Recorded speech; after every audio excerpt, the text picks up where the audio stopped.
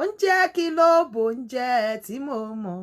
oko ló bóúnjẹ tí mo mọ̀ ìṣàn kí ló bóúnjẹ tèmi mọ̀ ìṣàn oko ló bóúnjẹ tí mo mọ̀ oúnjẹ kí ló bóúnjẹ ò tèmi mọ̀ oko ló bóúnjẹ tí mo mọ̀ o alága dóńrèlé ọkọ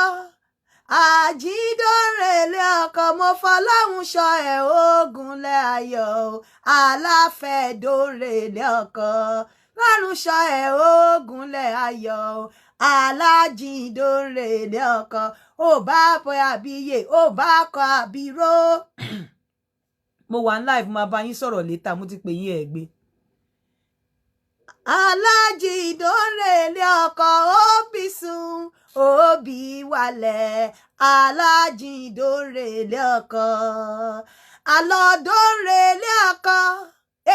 àbọ̀dóńrèlé ọkọ akúnlẹ̀ dóńrèlé ọkọ àdìdè dóńrèlé ọkọ mo fọlọ́run ṣọ́ ẹ̀ ogunlẹ̀ ayọ̀ alága dóńrèlé ọkọ mo fọlọ́run ṣọ́ ẹ̀ ogunlẹ̀ ayọ̀ aláfẹ́ dóńrèlé ọkọ òbí sùn òbí wálẹ̀ alága dóńrèlé ọkọ ó bọ́bà ó bá fọbàjẹ́ aláfẹ́ dóńrèlé ọkọ. ẹ kú dédé ìwòyí gbogbo èyí olólùfẹ́ Olúyinká TNT ṣé dáadáa ni mo bá yín ṣé everything ṣe yọ́myọ́m mi wá ṣe ṣé ò lálẹ́ mo wá sọ nǹkan tá a fẹ́ ṣe fún yín ni ẹ pàdé mi lórí show ṣé lọ́la ni ẹ jẹ́ ká máa wò next show ni wípé kí ni ìdojúkọ tí àwọn single parent àwọn tí wọn ò lọ́kọ báwo ni wọ́n ṣe ń ráhùn oko kí ni ìdojúkọ tí wọ́n tó ń dojúkọ wọn nípa oko dídó báwo ni wọ́n ṣe ń ráhùn oko ìgbà tí ṣé oko tilẹ̀ máa ń wù wọ́n dó rárá ìgbà tí oko bá wù wọ́n dó kí ni wọ́n máa ń ṣe síra wọn nígbà tí kò sọ́kọ àwọn mo dẹ̀ fẹ́ kí ẹ̀yin tẹ́ jẹ́ single parent ẹ má jẹ́ ká parọ́ tanra wa nínú pad mi inú ìwé kan tá máa ń lò tá bá lọ fún placement wọ́n máa ń kọ síbẹ̀ pé kó ṣe role of care wọ́n wá béèrè lọ́wọ́ ẹ̀ tó bá ti sọ episode of care tó render wọ́n wá béèrè lọ́wọ́ ẹ̀ pé kí ni nǹkan tó ṣe tó right wàá kọ síbẹ̀ kí ni nǹkan tó ṣe tó right tó fi pé ó máa ṣe better next time wàá kọ síbẹ̀ ẹ̀yin tẹ́ ti wà nílé ọkọ rí tẹ́ wá kúrò nílé ọkọ tẹ́ ti di single parent mo fẹ́ béèrè ká bára wa sọ̀rọ̀ wípé kí ni àwọn nǹkan tí ẹ fi pé ṣe mistake tẹ́ ṣe tó jẹ́ wípé ẹ mọ̀ wípé tẹ́ bá ní second opportunity àbí second chance pé ẹ ṣe better torí ọ̀pọ̀lọpọ̀ ló máa regret pé ọ̀pọ̀lọpọ̀ ló ti ń wo program mo ní kádẹ ni pé mo ti mọ̀ yín tẹ́lẹ̀ ni mo lè má kúrò ní ọkọ mi o kí làwọn mistake tẹ́ fi pé ti ṣe mo fẹ́ kí àwọn tó sì wà nílé ọkọ kí wọ́n kọ́gbọ́n kí wọ́n mọ̀ wípé in tó ṣẹlẹ̀ sẹ́yìn náà lè ṣẹlẹ̀ sí àwọn so that kàn fi ara yín kẹjẹ́ kájọ kọ́gbọ́n lọ́wọ́ ara wa kí ni àwọn mistake tẹ́yin ti ṣe tó tì yín kúrò nílé ọkọ àbí tó sọ yín di single parent kò ṣe ọ̀pọ̀lọpọ̀ ìgbà mi ó máa ń wà lọ́wọ́ obìnrin gbà mi ó máa ń wà lọ́wọ́ ọkùnrin kí ni àwọn ìgbésẹ̀ tẹ́ ti gbé tó sọ yín di single parent tẹ́ fi pé tẹ́ bá ní opportunity next time kò ní rí bẹ́ẹ̀ mọ́ a máa máa sọ nítorí àwọn tó wà nílé ọkọ kí wọ́n lè kọ́gbọ́n báwo lẹ ṣe ń ráhùn oko báwo lẹ ṣe ń jìyà fún oko ìjẹ́ oko wà accessible fún yín easily ìjẹ́ gbogbo ìgbà tẹ́ bá fẹ́ dóko ẹ̀ ń ṣe báyìí ẹ̀ ń rí oko dó ìjẹ́ àti ẹ̀rí gbà tí oko wù yín dó tí gbogbo ojú idán máa dùn yín ṣùgbọ́n tẹ́ ẹ̀rọ oko dó tẹ́ ẹ̀ máa fà mọ́ pílò báwo lẹ ṣe máa ń feel nígbà tí òtútù bá mú tí ẹ̀dẹ̀ fẹ́ dóko tí ò sóko nígbà ọyẹ́ nígbà òjò nígbà ooru báwo lẹ tiẹ̀ ṣe máa ń feel nígbà tẹ́ bá wú ẹ̀yìn bóyá tẹ́ fi pé yẹ kéèyàn kan sọ sorry tí ò sọ sorry fún yín kí làwọn nǹkan tí tẹ́ ń go through kí ni nǹkan tẹ́ ń go through a fẹ́ wọnú world yín a fẹ́ mọ nǹkan tó ń ṣẹlẹ̀ nínú world yín a fẹ́ mọ nǹkan tó ń ṣẹlẹ̀ nínú ìgbésí ayé yín as a single parent báwo lẹ ṣe ń cope nípa ọ̀rọ̀ oko dídó báwo lẹ ṣe ń cope nípa ọ̀rọ̀ pé ó jẹ́ yín nìkan báwo lẹ ṣe ń cope torí nígbà míì tó kóbìnrin ti ẹ̀rẹ́yàn béèrè lọ pé níbo ló wà ìgbà wo ló máa délé it goes a long way tí ò sí gbogbo yẹn báwo lẹ ṣe ń cope àwọn nǹkan tí a fẹ́ sọ nìyí báwo lẹ ṣe ń cope nígbà yẹn ìmọ̀ràn wo lẹ máa gba àwọn tí ó wà nínú ilé ọkọ tí ọ̀pọ̀lọpọ̀ wọn sọ pé nǹkan báyìí ló ṣe àwọn láti gbà tẹ́ tí ń gbọ́rọ̀ yìí ìmọ̀ràn wo lẹ máa gbà wọ́n pé ya ní sùúrù bóyá tí n bá réyàn sọ fún mi pé kí n ní sùúrù ń gbà yẹn bóyá mo lè má jáde ń bẹ́ẹ̀ ìyí la fẹ́ gbé yẹ̀wò ní next program a máa sọ because then ẹ̀yin tẹ́ wá wà nínú ilé ọkọ náà tí ẹ ti dé stage tó yẹ pé òbóyìn ò tiẹ̀ gbé fúkẹ́ láti dóko mọ́ kó ṣe gbogbo ìgbà lóko máa ń wu obìnrin dó pàápàá obìnrin tí ò bá kí ń gbádùn oko tí ò ń damira ẹ̀yin tẹ́ wà ní ọkọ tó bò yín ò gbé fúnkẹ́ pé kẹ́ ẹ dóko mọ báwo lẹ ṣe ń feel tọkọ yín bá béèrè lọ́wọ́ yín pàápàá tẹ́ bá rí i pé obo yín ò gbé fúnkẹ́ ṣùgbọ́n ẹ fẹ́ satisfy ọkọ yín báwo lẹ ṣe máa ń feel dẹ̀ máa wá fún yín ẹ̀yin tẹ́ wà ní situation yẹn máa fún yín láwọn nǹkan kan máa sọ àwọn nǹkan kan tẹ́ máa ṣe fún yín tó jẹ́ pé áhèdì libido yín á jẹ́ kí libido yín kó lọ sókè dáadáa àwọn nǹkan tẹ́ lè máa jẹ àwọn nǹkan tẹ́ lè máa fi ranra yín lọ́wọ́ tó máa ṣiṣẹ́ tẹ́ pé ẹ lè máa bẹ̀bẹ̀ fún oko at least ara yín á gbé fúkẹ́ but ẹ̀yin tẹ́ ti dé stage pé after some time tẹ́ ti bímọ tó bò yín ò gbé fúkẹ́ mọ́ báwo lẹ ṣe ń fight ẹ̀ kí ni ojú yín ń rí ẹ̀yin tẹ́ wá wà nínú ilé ọkọ tí inú ilé yín sì ládùn torí mo róbìnrin kan lénìí 28 years of marriage ló fẹ́ túká kí ló dẹ̀ ṣe nígbà tí mo máa béèrè ẹjọ́ lọ́wọ́ àwọn méjèèjì àti ẹni tó kàn àtòun mo rí wípé Ọlọ́run kó bá wa mú marriage yẹn dúró ni ẹ̀yin tẹ́ ti wà nínú ilé ọkọ tó wà rosy kí ni nǹkan tẹ́ ń ṣe àdúrà wo lẹ ń gbà báwo lẹ ṣe ń struggle pé nǹkan tó ń dùn yìí kó má padà kan torí ẹni tó wà nílé ọkọ lénìí tí ó ń rí rosy tó bá ti ń ní rosy nínú ilé ọkọ ṣàṣà àwọn ọ̀rẹ́ tí ò lọ́kọ inú wọn mi ní sọ pé inú wọn ò dùn sí ẹ but nínú wọn gbà mí envy yẹn máa setting naturally wọ́n máa wò pé ìwọ Ọlọ́run kí làwọn fi ṣorí I'm telling you tó bá wà nílé ọkọ tó bá wà rosy tó ọkọ ẹ tó ń gbọ́ tí ẹ tó ń ṣe kinní kan ìgbà yẹn ló ní ìdí àdúrà jù ìgbà yẹn ló láti dúró ló láti múra sí ọ̀rọ̀ ara ẹ̀ jù I'm telling you torí pé mo ń sọ fún yín wípé ọkọ tí ó dá fún ẹ o lè dá ní tó o bá múra sọ̀rọ̀ ara ẹ ọkọ tó dá sí ẹ o lè dá ọkọ yẹn ní tó o bá múra sọ̀rọ̀ ara ẹ tí o bá àwọn unforeseen circumstances kan wà tó máa mú ọkùnrin tàṣàgẹ̀rà síta téṣù tó o bá ṣọ́ra téṣù ò bá lu ọ̀rẹ́ ẹ fún ẹ ó lè lo àbúrò ẹ fún ẹ kó dú ọkọ ẹ tí ò bá lo àbúrò ẹ fún ẹ á lo obìnrin àjèjì fún ẹ láti da ayọ̀ ẹrú ibi tó bá dùn ní ayọ̀ ní ìbànújẹ́ máa ń fẹ́ wọ̀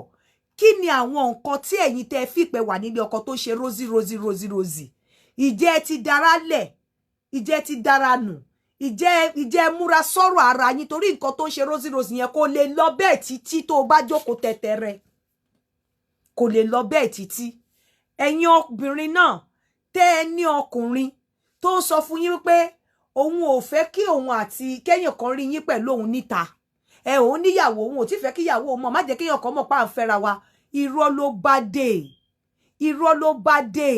tọkùnrin bá ti sọ fún ẹ pé mi fẹ́ kéèyàn kan rí mọ́ mi nǹkan kan don't be gullible don't be stupid ọkùnrin yẹn ò ní ẹ fi ṣe nǹkan kan ara àwọn red signals tí mo máa ń sọ fún yín nìyẹn ọkùnrin tó bá wà proud of you tó fẹ́ fẹ́ ẹ á wà in fact a máa raise shoulders ẹ̀ high ni láti rí pé káwọn èèyàn rí ẹ pẹ̀lú òun tọkùnrin bá ti ń fi ẹ pamọ́ tó ti ní mi fẹ́ kéèyàn kan mọ̀ mi fẹ́ káwọn èèyàn mọ̀ mo fẹ́ kó ṣe kó deadly kò ní nǹkan tó fẹ́ fi ẹ ṣe kò ní nǹkan tó fẹ́ fi ẹ ṣe òbò tó bá dùn mọ́kùnrin ọkùnrin máa ń fẹ́ flaunt ẹ̀ ni obìnrin tó bá dùn wò mọ́kùnrin ọkùnrin máa ń fẹ́ flaunt ẹ̀ ni tọkùnrin bá ti ń fi ẹ pamọ́ kò sí tó máa fi ẹ ṣe yára yín ní brain ẹ wake up èmi ò mi ní kélépo má rò fọ́ but pẹ̀lú nǹkan tó ń ṣẹlẹ̀ nísìnyí marriage ọkọ tó bá ti dá fún ẹ kò mọ̀ pé tó ò bá tètè sá eré kó múra sọ̀rọ̀ ara ẹ̀ pẹ̀lú àdúrà ó máa lọ ó máa gbà mọ́ ẹ lọ́wọ́ kò sí bó ṣe fẹ́ ṣe mo mọ̀ pé ọ̀pọ̀lọpọ̀ yín ò ní fẹ́ gbọ́ ẹlòmíì máa ní she's talking rubbish ṣé bẹ́ẹ̀ mi ṣe wà yín sí ká ní mi ò lọ́kọ kí wá rí ẹnìkan tó dúró tó ń ṣe gbogbo ẹ̀ tó ń ṣe fọ́kù obìnrin ẹgbẹ́ mi ó rò pé màá filẹ̀ mi ò ní filẹ̀ I'm telling you ọkùnrin ò ní filẹ̀ ọkọ tó bá dá sí ẹ ó ń fẹ́ àdúrà mú aṣọ ẹ kó so aṣọ ẹ dáadáa mú aṣọ ẹ kó èmi ò ní fi gbogbo ẹnu sọ̀rọ̀ àwọn tó kò dẹ̀ sí bó ṣe lè méré sá tó bá ti jẹ́ kí omi ti ẹ̀yìn wọ̀ gbìn ẹ lẹ́nu tó ti wà kárìdèwé pẹ̀lú ayọ̀ àti ìdùnnú tó ń rí títí ẹlòmíì fi bẹ́ẹ̀ tojú sí tó bá ti tojú sí o ò ní lè gbà mọ́ torí gbà tí wọ́n ń ṣeré yẹn nígbà tí wọ́n wà carried away tó ń jẹ mùlá tó ń jẹ mọ̀ṣùmọ̀ṣù àwọn ń ṣe research láti wọnú ọpọlọ ọkọ ẹ̀ àwọn ń ṣe research láti lo oríṣiríṣi fún nígbà tí wọ́n ń ṣe mùkàmùkà tó ti darálẹ̀ tó ti rò pé ó ti débi tílẹ̀ ó ti dé full stop ẹ̀ ó rò pé kò sẹ́ni tó lè gbà lọ́wọ́ ẹ̀ mọ́ àwọn ń ṣe mùkàmùkà àwọn ń ṣe research bó ṣe máa jagbà I'm telling you in téèyàn bá fẹ́ nǹkan téèyàn bá fẹ́ èèyàn máa ń dúró tì lọ́rùn pẹ̀lú àdúrà ni èèyàn máa ń dúró tì lọ́rùn pẹ̀lú àdúrà ni o èmi ò ní fi gbogbo ẹnu mi ní fi lanu sọ̀rọ̀ bọ́ nǹkan téèyàn bá fẹ́ tó ń fún ẹ láyọ̀ ó yẹ kẹ́ mọ̀ pé òwú àwọn àgbà wọ́n ní ayé ò fẹ́ ká rẹnu ká sọ àforí ẹni nǹkan tó bá ti ń fún ẹ láyọ̀ tó ń fún ẹ ní dùnnú ó yẹ kó mọ̀ wípé ojú mi máa wọ̀ ọ́ tó bá ti ń jáde táyé rí pé o dẹ̀ ti ń sọ pé ó fún ẹ ní dùnnú ó fún ẹ láyọ̀ ojú mi náà máa wọ̀ ọ́ kò lè jẹ́ ti ẹnìkan ìwọ ló máa san ṣòkòtò ẹ ìwọ ló máa san ṣòkòtò ẹ so tó bá di lọ́la tí n bá lè ṣe lọ́la tí ò bá rẹ̀ mí jù torí mò ń lọ sí studio mo dẹ̀ máa lọ sí placement ní àárọ̀ Tuesday tí ò bá ti rẹ̀ mí jù lọ́la mo fẹ́ kí àwọn married àwọn single parent a fẹ́ share experience wọn nípa bó ṣe máa ń feel tó bá nídìí oko tí ò dẹ̀ sóko láàrin wọn báwo náà ṣe máa ń feel ṣé òbó wọn sì ń ṣiṣẹ́ ṣọ́ sì ń fi pé àwọn lóbò ọ̀pọ̀lọpọ̀ wọn á sọ pé àwọn ò tiẹ̀ mọ̀ pé àwọn lóbò mọ̀ ṣọ́ sì ń fi pé àwọn lóbò lábẹ́ ṣọ́ sì fi pé àwọn lóbò lábẹ́ báwo náà ṣe máa ń feel tí òjò bá rọ̀ tí ìdán wọn bá ń gbé fúkẹ́ a fẹ́ experience ṣọ́pọ̀lọpọ̀ yín ṣé dídò lẹ́ ń lò ní abẹ́ nǹkan ọbọra yín lóbò báwo lẹ ṣe ń feel then tẹ bá wá tú ayé wá àbí tẹ bá ní second chance kí ni nǹkan tẹ́ ṣe ní first marriage yín tẹ́ fi pé ẹ̀ ní lè ṣe ẹ má parọ́ reason tí mo ṣe fẹ́ kẹ́ parọ́ ni wípé kí àwọn tí wọ́n tó ń ṣe gàlègàlè tó ń tiraka láti kúrò nílé ọkọ àwọn tí wọ́n fi pé nǹkan kékeré àwọn máa jáde tó ń rò bóyá is greener on the other side tó ń rò bóyá pé ó down on the other side kán ba lè mọ̀ ẹ má parọ́ fún wọn ẹ advice wọn fún àwọn tí wọ́n wà níbì kan tó forí pamọ́ síbì kan tó jẹ́ pé nǹkan kékeré tí ò tó nǹkan ló ń ṣe wọ́n ní gàlègàlè ẹ jọ̀ọ́ ẹ̀yin tẹ́ jẹ́ single parent ẹ mọ̀ bó ṣe rí ẹ bá wa advice wọn pé ẹ má ṣe báyìí so àwọn nǹkan tẹ́ ẹ ṣe right tó yẹ pé tẹ́ bá ní chance ẹ máa correct wrong yín afẹ́kẹ́ bá wa sọ ní next show tá bá máa ṣe bọ̀ kò ń ṣe lénìí hello bọ̀ kò ń ṣe lénìí afẹ́kẹ́ bá wa sọ ní next show kò ṣe lénìí mo kàn wá lénìí kí wá prepare gbogbo àwọn single parent ilẹ̀ ṣe miss oko ṣe máa miss oko ṣe máa miss ọ̀rọ̀ wípé ṣe tí ẹ máa miss pé ìgbà tẹ́wà tọkùnrin ń jànú lé tó wà réyàn bẹ ẹjà ṣo máa miss ẹ̀ yeah, honestly, Auntie Yinka, those that have husband don't know what God has done to them. Yes, ẹ̀yin tẹ́ lọ́kọ mo fẹ́ kẹ́ bá wa sọ fún wọn. Torí àwọn tó ní ìmí fẹ́ fi ayọ̀ fọ́ nínú wọn. Ìmí ní àwọn mo mọ̀ pé ọ̀pọ̀lọpọ̀ àwọn single parent náà máa sọ pé bí ó tiẹ̀ lówó kó ṣáà fún mi láyọ̀. Ìmí wọ́n fún láyọ̀, ó ní kò sówó. Ìmí wọ́n fún lówó, ó ní wọ́n tún gbóbìnrin ta. Ìmí wọ́n tọ́jú ẹ̀, ó lóun máa lọ nítorí pé ó ń ṣèranù. Ẹ bá wa bá wọn sọ̀rọ̀ ẹ̀yin single parent mo fẹ́ kẹ́ wá bá wọn sọ̀rọ̀ kẹ́ bá wa kọ́ àwọn tí wọn single tó sì wà nílé ọkọ ṣùgbọ́n tó ń gbèrò láti lọ tó fi pé àwọn ṣá fẹ́ lọ ṣá ẹ bá wa sọ fún wọn bóyá ìta dùn ẹ bá wa sọ fún wọn bóyá ìta dùn bóyá ó dùn jù nínú ilé lọ ẹ jẹ́ ká jọ gbé yẹ̀wò ẹ̀yin tẹ́ ẹ dẹ̀ wà nínú ilé ọkọ náà tí òbó yín ò gbé fúkẹ́ mọ́ kí ni nǹkan tẹ́ ń rí kí ló ń ṣẹlẹ̀ kí ló dé ṣé ẹ ní dùnnú ni ṣé ẹ láyọ̀ ni àbí ẹ kò fi pé ọkùnrin ò ṣe yín dáadáa gbogbo ẹ̀ la máa sọ.